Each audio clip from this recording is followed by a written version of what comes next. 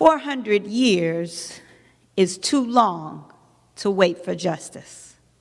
In August of 1619, enslaved Africans came to this country on an ocean of horror in our chains. We learned as enslaved people that we had to be careful, that we had to keep our heads and our eyes down and our voices low so you wouldn't lynch us or sell our children. We worked hard in the fields growing your crops. We worked hard cleaning your toilets and raising your children and carrying your bags. And we learned to be silent. Even when you burned crosses on our lawns and took our land and destroyed our businesses. We try to win your respect by fighting in your battlefields for your wars, fighting in your courts and in your classrooms and in your labs and your business. And you always made it so clear that we weren't just good enough. We played hard on your baseball diamonds and your football fields and your basketball courts, on your tennis courts and your golf courses and the boxing rings. We worked so hard, and even as we did sometimes, you called us animals and told us we shouldn't be there. We performed for you on your stages and your nightclubs, in your concert halls. Sometimes we had to eat in the kitchen and enter in the back door, and sometimes you stole our music, and we died penniless as you left our fortune to your children.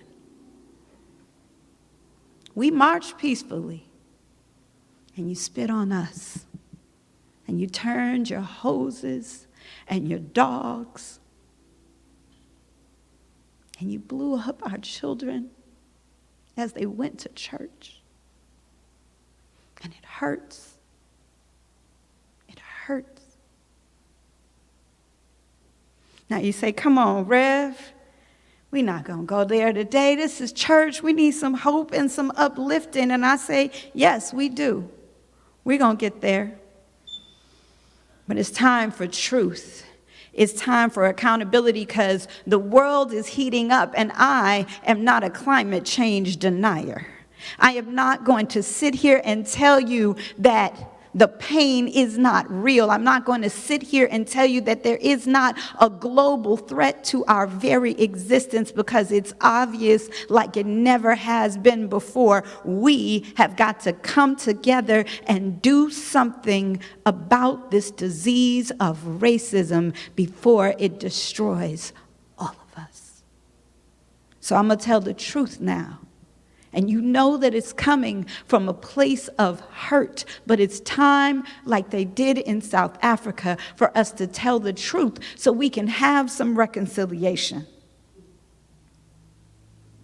You put our children in prisons with grown men. You locked us up for life. For sometimes the petty crimes, and sometimes when we didn't even do anything at all. And when you found out you were mistaken, you let us out and sent us with the clothes we came in with.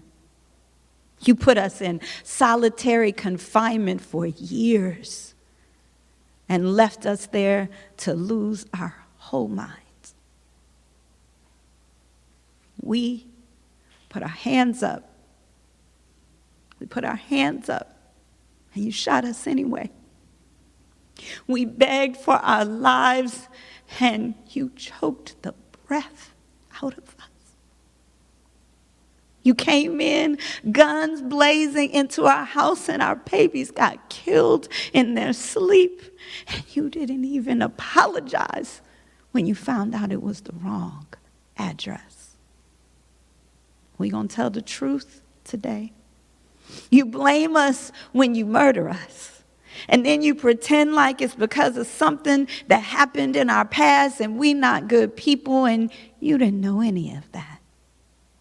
You just saw that we were black or brown or poor or revolutionary. And now you have the nerve, the gumption, the unmitigated gall to call us violent because we break some windows, to call us thieves who you stole from our homeland because we took a television, to call your armies on us because we refuse to go inside when you say so. But you pass laws that say you can stand your ground against anybody who tries to hurt you. You show up at your marches with guns and torches and burn your cities after a hockey victory and take your serial killers safely into custody. Today, I come to rebuke you like Matthew 7:5. You hypocrites, you take that log out, that beam out of your own eye, and then maybe you can see clearly to remove the speck from your brother's eye. But that's not my message today. See, we're talking about not just the protest, we're talking about the pulpit. The message today is that we are people of faith. We know that God is great, and we truly believe that love is stronger than hate, that light will drive out the darkness. We are people of God, and we are not afraid of you. And we are not alone. Your children are with us. Your women warriors came to the front of our lines so they could stand between us and the forces of hate. We are not alone in this. Your elderly march with us, and even as you knock them to the ground and leave them laying bleeding, they say, I shall come back and march again. We are not alone. See, there's some confusion going on about who's in the majority. I'm going to tell you that I saw 20 people march in Berea, Kentucky, and I saw thousands march in Paris, France. We are not alone. This is our time. This is the time Sam Cooke sang about when he said a change is going to come. 400 years is too long to wait for justice. And so now we come together as we have never come together before to ensure that this moment is not lost.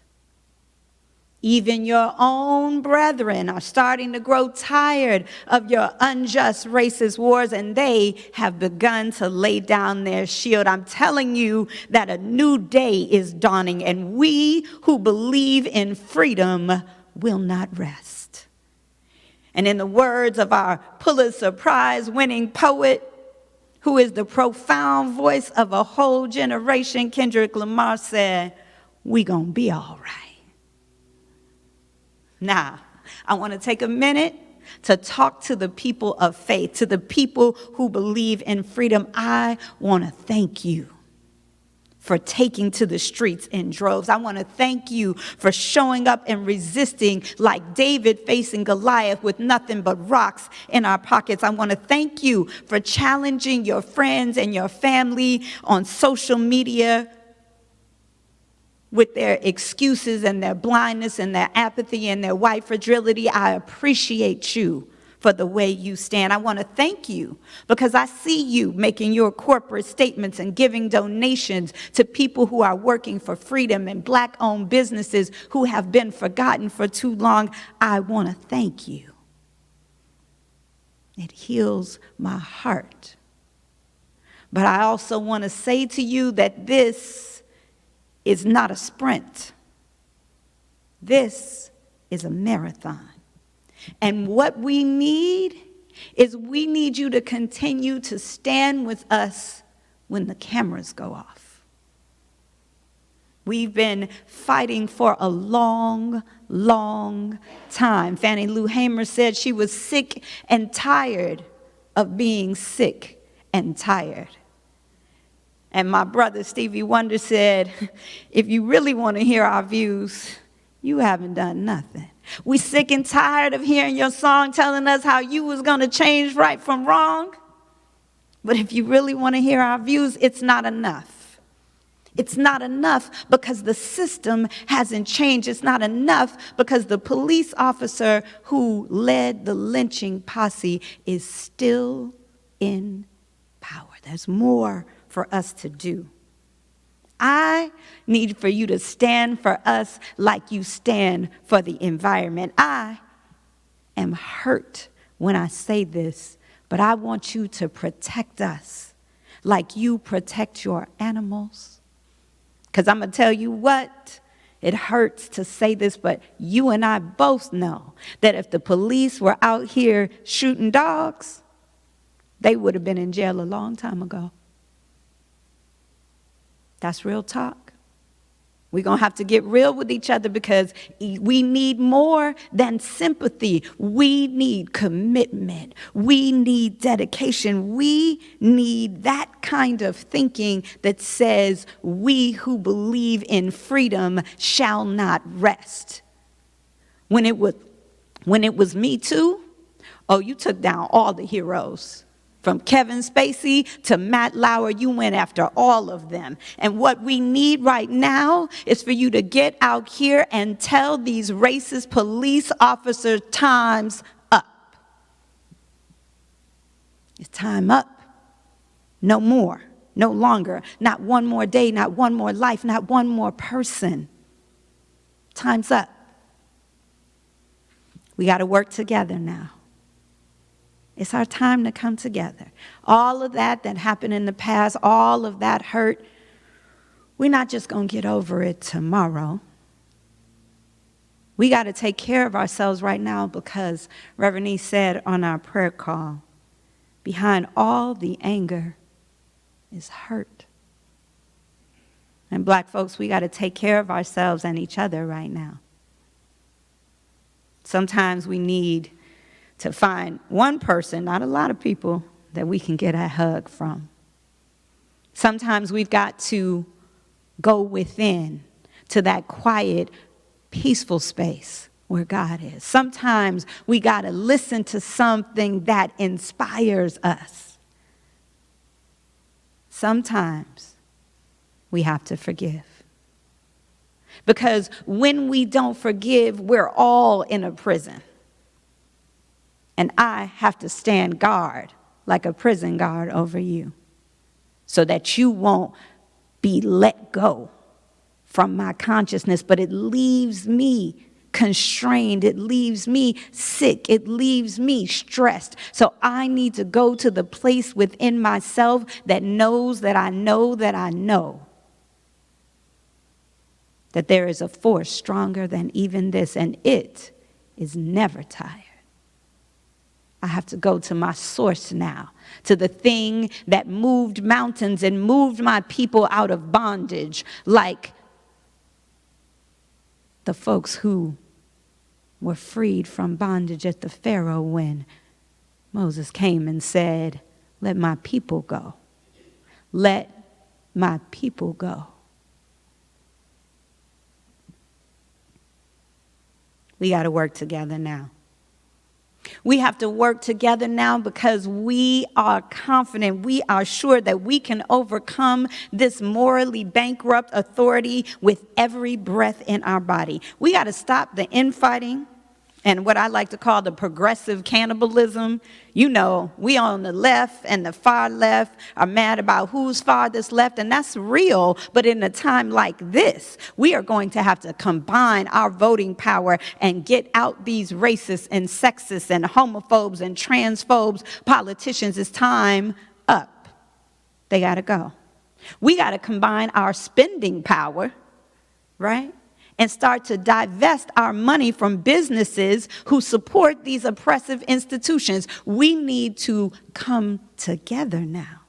We got to organize and strategize on how to make these police, who we pay with our tax dollars, they work for us. We have to make them accountable to treat us with dignity and respect. Oh, come on, Rev, you know all the police aren't bad. Let me tell you something.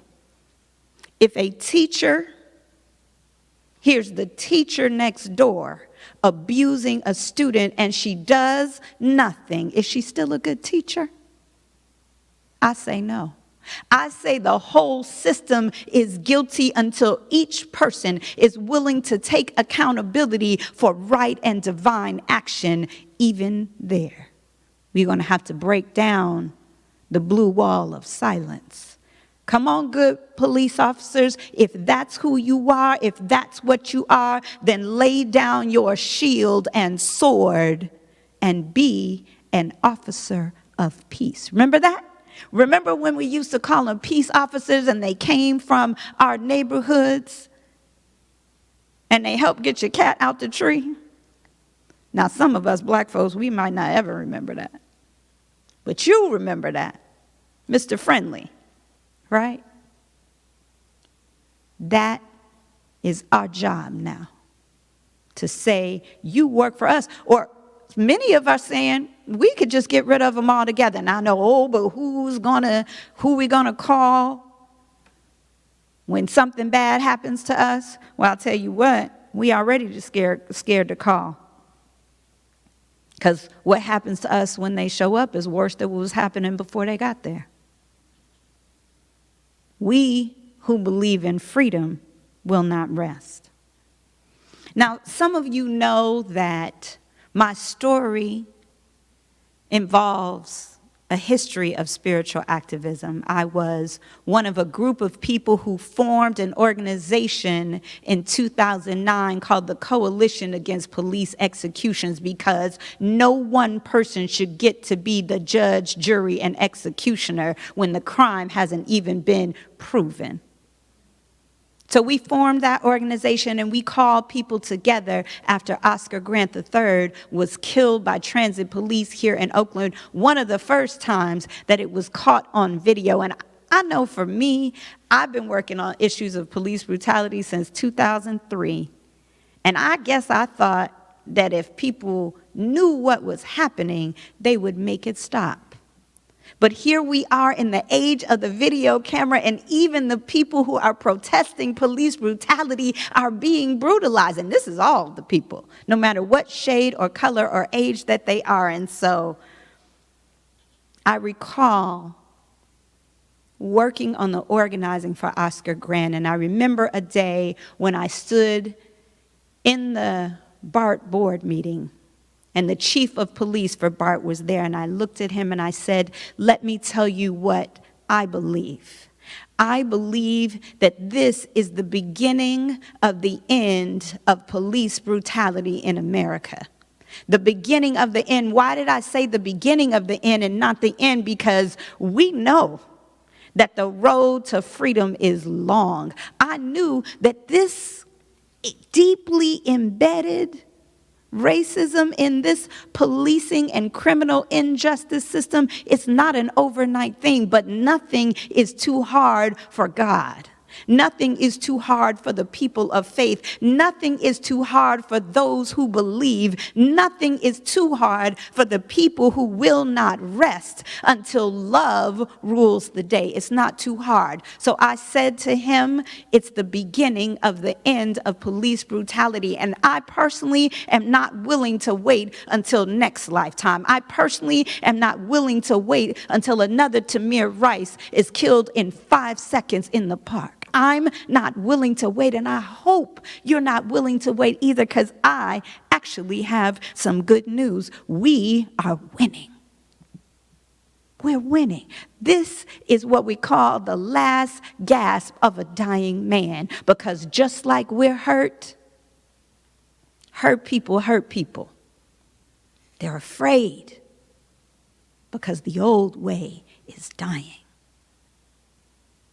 And sometimes we get confused about what it is we should be fighting against. I can't tell you how many people are talking about the protesters, talking about the rebellion, confusing property rights with human rights. When they say to you,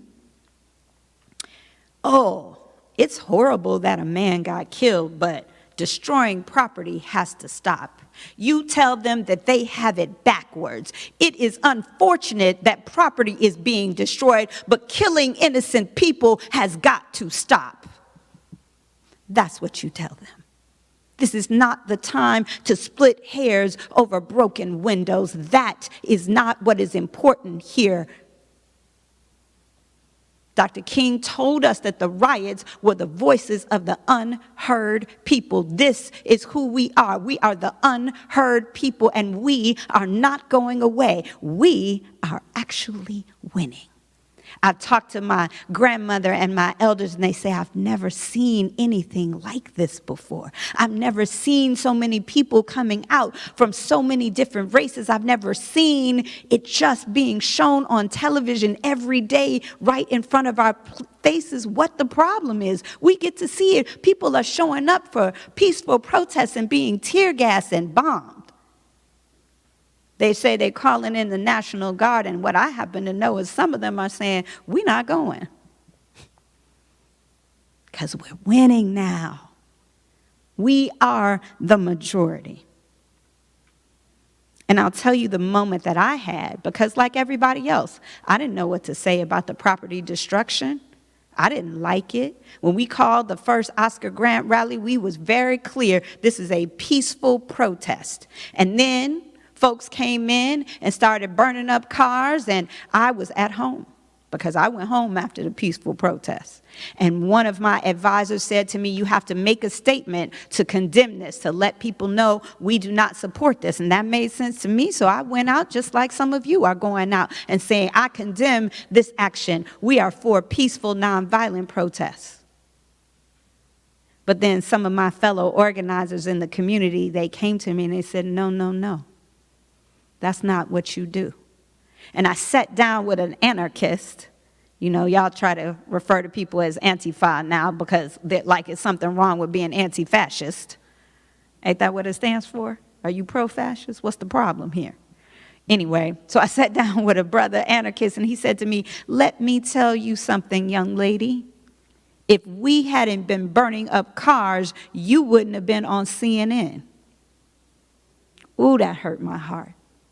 Because I knew it was true. Let me tell you how I knew it was true, because we had been having peace marches in West Oakland every year for as long as I could remember, and it wasn't no cameras there. They run around and talk about, oh, well, you know, how come nobody's mad about what black people are doing to black people in their communities? Are you serious? Like, we haven't been organizing and mentoring and calling attention to and trying to get resources for our people for generations? And let me tell you how much you people look away for white-on-white crime. Let's not go there. We into peace and love again. Come on back, Rev. Come on back. And so there came a time in the movement for me when I began to realize that I just had a different role to play. It wasn't my job to condemn the people who were in the work of rebellion. That wasn't my job. My job was to figure out what is mine to do, and that's what I want to invite you to do today, to figure out not how to criticize people who are doing something when you are sitting home and doing very little. That's what we got? That's what we rolling with?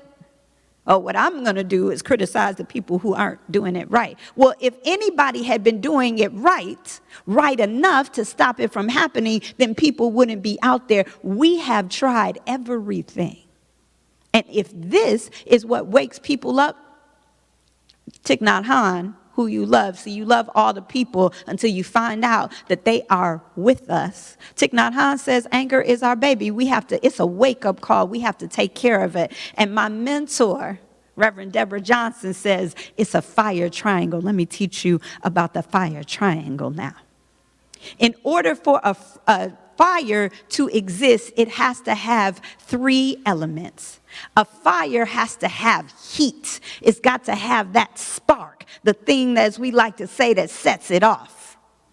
It's got to have fuel, something that sustains it and keeps it going. And it's got to have oxygen. When you put oxygen in a fire, it just flames up. So this is what we have to do now. We have to build a fire that will warm and purify every single one of us. So we're going to start with the heat.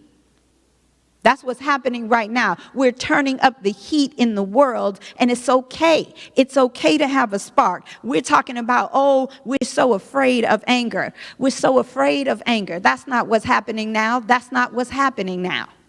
That's not what's happening. What we're doing is we are recognizing that we have the same legacy as Moses, who came down off Mount Sinai, and we will destroy these false idols of capitalism just like Moses broke the tablets coming down out of Mount Sinai when he saw the idols.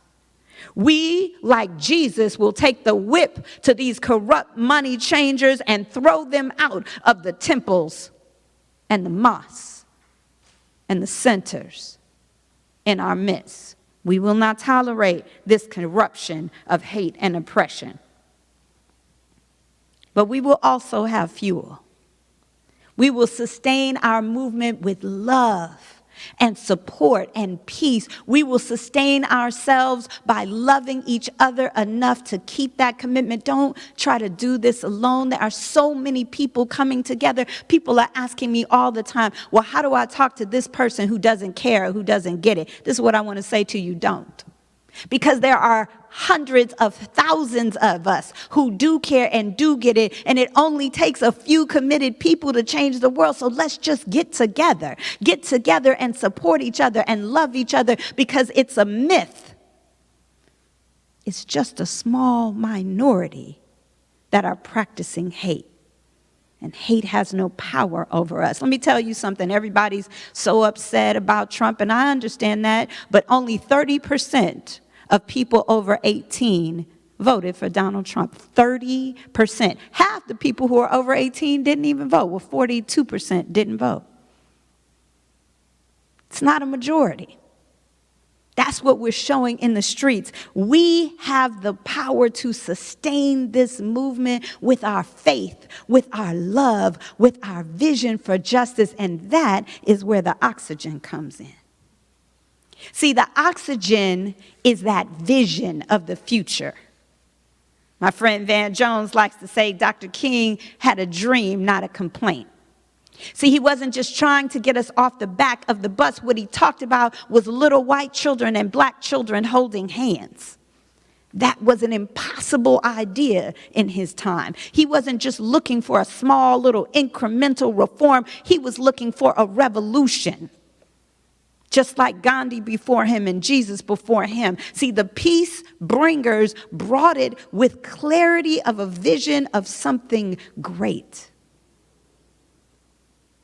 This is the oxygen for our movement. A friend asked me the other day, he said, Dereca, what do you think is happening in the world? And I said to him, the old way is dying. Its systems are shutting down. It's fighting for its very survival. See, the last thing a fire needs is oxygen. That's what it needs to survive. And we can be that vision, that visionary. We can be that ones that says, I know and trust and believe in the power of good to conquer all. All I have to do is keep my eye on the prize. All I have to do is know that I know that I know that there is a power for good in the universe and I can use it. This is how we got thus far. My friend Susan Taylor, my mentor, my mother, she says, this is not the rough side of the mountain. I just laid it out for you at the beginning. Look at what we got through. It is darkest before the dawn. Here we are. All we have to do is keep pushing, and we will come together like the one people that we are. And we will shout down the walls of racism and oppression like they shouted down the walls of Jericho. And we will take our love as our shield, and we will take our faith, and we will bring with peace and passion the word and the will of the divine. We will embody it, and we will rise up and walk with God.